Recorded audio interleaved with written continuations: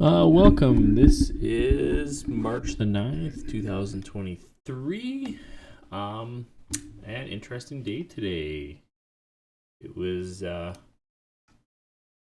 outside day actually, which pretty big deal cuz I'll get into it. But first let's talk about we are on the contract switch with the continuous contract. So people are starting to use the June contract.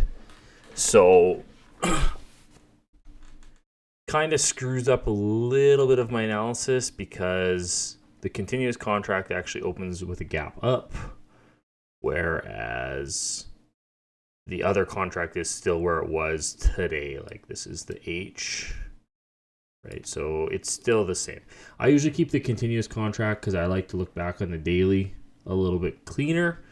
So for this one, we'll just talk about this until things kind of normalize, maybe in a week or so, when the other contract finally does expire. So the daily. So we open the day inside and we ended up making a nice push higher. It came up to 350 and people were shorting it versus the 377, right? And then from there on, basically we rolled right over. It took some time, but then into the close, well, not even into the close, like the last couple hours of the session, we got a real big, some real big sell volume. So that was kind of interesting. It's been a while. Big range today, almost 300 points, 350 points about. So pretty big deal. I'm kind of looking at this 925 at least, but honestly, I wouldn't be surprised to take out the 840 lows and come down here somewhere, because to me this is pretty bearish how it was. But if we do hold in this area, we could maybe see some consolidation and then a move higher. I don't know. I don't really care. I just kind of my thesis, right? So I'll be kind of watching. And tomorrow, as long as we stay under probably 940, well, let's go to the 5-minute. Probably as long as we stay under 45, I'll be bearish overall, right? Because we had, so let's go to the 5-minute. So this is 45 and lots of tests into the 45, and then it finally gave out today. I tried one more last long on it. I think it was 45 or was it 95? I think it was actually 95 I tried. And then, yeah, because there was trendline support. No. I can't remember where I tried it. I'll have to go back and look. It all kind of blends together. No, I tried 45 because it had this trendline support. I tried to long it just to see, third test, maybe we'll get a bounce back up here before heading lower. I did have some shorts from in here and some longs in the open. Didn't hold the longs in the open long enough. I'll kind of discuss those a little. But we had the break, switch short. I think I got to about 100 is where I had my target. Should have held on. Was a little choppy in there. Some bounces. People were trying to bounce it. But it ended up selling. I ended up missing probably from about, I played the 75 bounce into here. And then I pretty much missed the rest of the session with work stuff. So that's okay. Anyways, yeah, let's talk a little bit about today. So this is the overnight session. We had that squeeze into the Thursday close, but couldn't get over 55. So I was saying in Globex, as long as we're not over 55, I'm overall bearish. Interested at longs at 45 or the break is what I said. And I did take a short, I think in here. I took a short into 95. I tried a long on the 95 reclaim and then didn't look at it again and was stopped. And then I missed the 45 long in the morning. So I waited till closer. Actually, I waited till the regular session. Now that I think about it, but so let's talk about let's go to the 1 minute so we can see a little bit better. Where's the RTH session? Okay. So what happened? Let's talk about what happened in Globex. Basically, is we did break 45. It held. It came down. It grabbed some liquidity and popped back up and over, and then grinded higher. Basically, made a higher low, right? And then we cleared these highs, like kind of in here, right?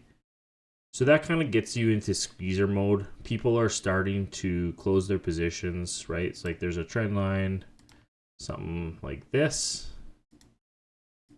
You know, people see that, they see the break of this, they're figuring, oh, okay, we're probably going to break out, or at the very least get a test there for a short.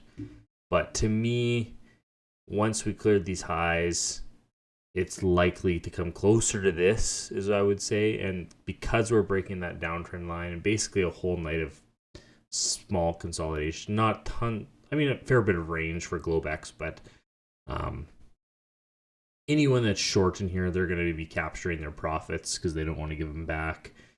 And the pop into the open is kind of expected. Plus, there was jobless claims too, which it's kind of ridiculous to rip us up this high that quick. But what do? You just play the price action, right?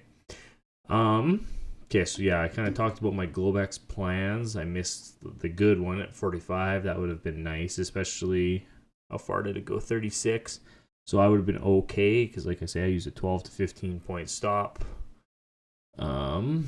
Usually 12 and a half is like 99% of the time. Okay, so let's go to RTH.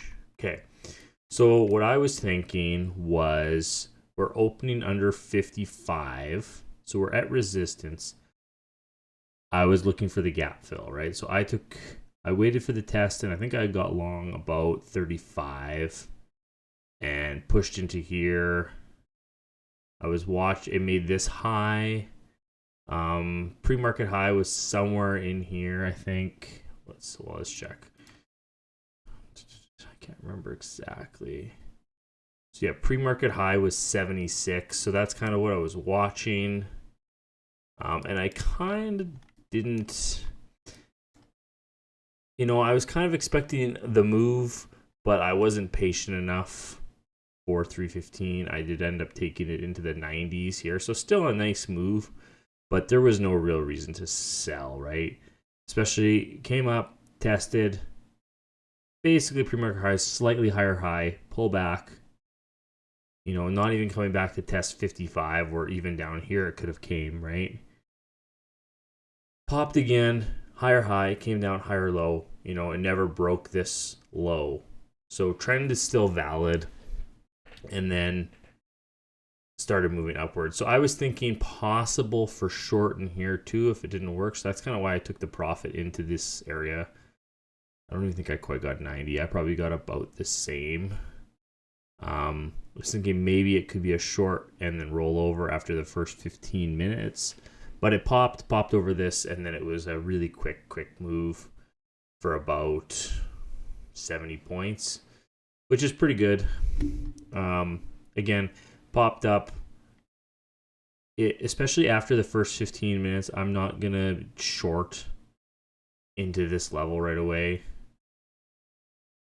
I did try a short here, which, again, my level's right here. I'm just kind of being silly, but I was thinking that was a pretty decent rejection from 40. Maybe I was off on the 55 level. So I tried short at 30, risking versus high a day. Got stopped. Came up, tested, decent rejection. And then at the same time, I was looking at yes, which happened to be putting in the retest of 16. And I kind of said that in the chat. I was kind of saying it may need to retest 16 and then it'll roll. So while I was getting short, ES was kind of already down quite a bit. I should have waited for the ES pop, right? So let's see, 951 was high a day there. 951 was not high a day on NQ, right? So I should have waited for the next pop on ES, and then that kind of gives you your confirmation, right? You got the lower high. Never had a candle close over 16. People are basically shorting versus 20. Okay, so I should have done the same thing and got short somewhere in here. It would have been a lot better. I did short here, I think at about, not quite 50, but I think it was like 45 maybe. Took a little profit into here to make up for this loss. And then I did short in here at about 40. And I held that to here, one contract. And then the second contract, I believe I moved my stop and it tagged me here.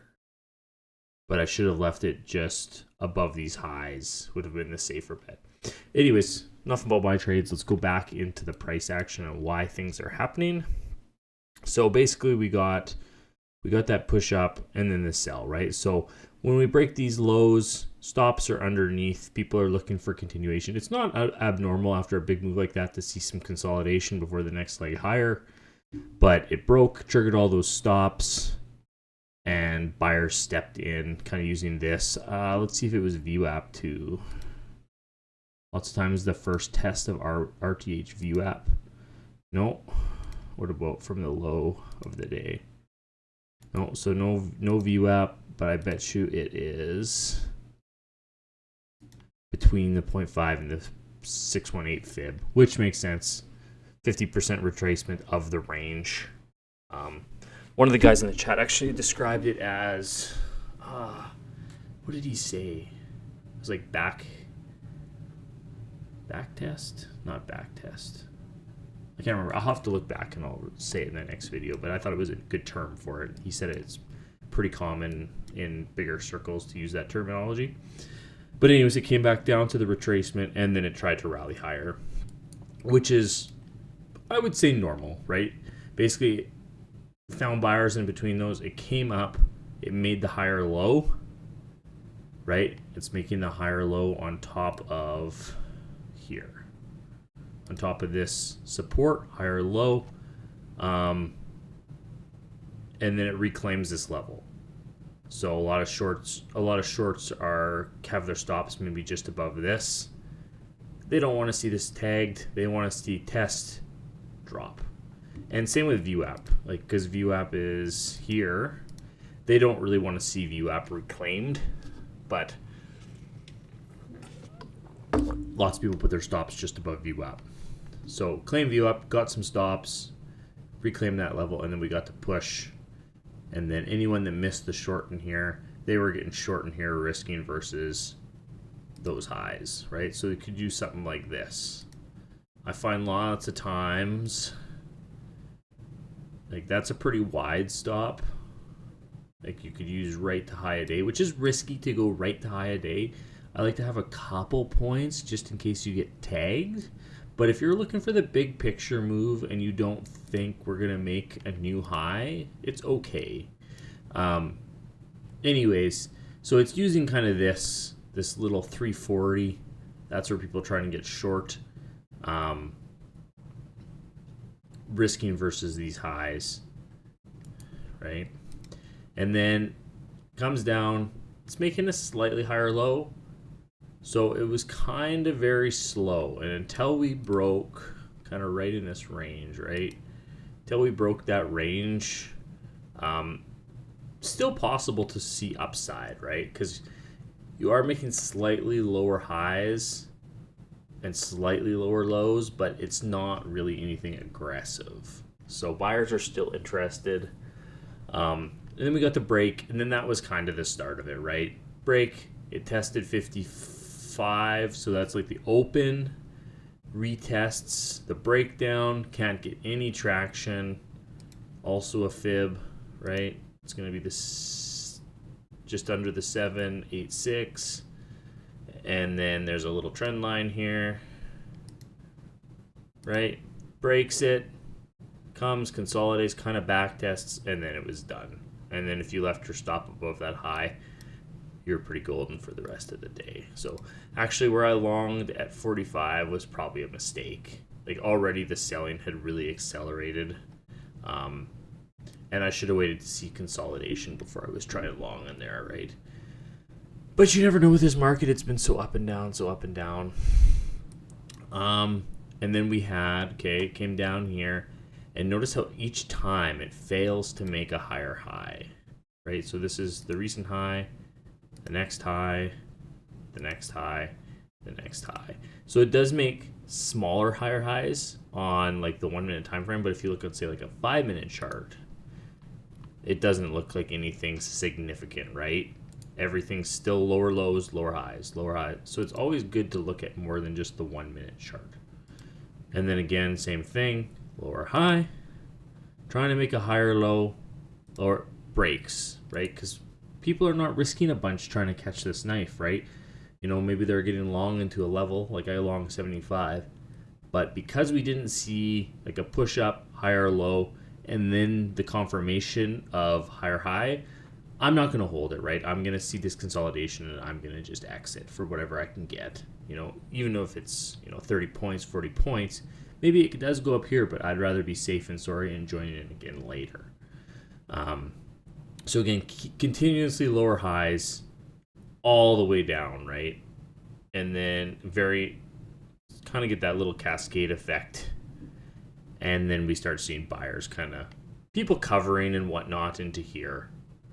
Because you can kind of see after that we make this high, higher low, higher high, and then it's kind of all over the frickin' place until the close, right? So it's people covering, maybe people trying longs into the close, but overall interesting day. So basically my key thoughts from today are be patient, and once the trend is established, try and ride with it, right? Like, so if you say you got short into here and you just held your position, even you could add on the pops, right?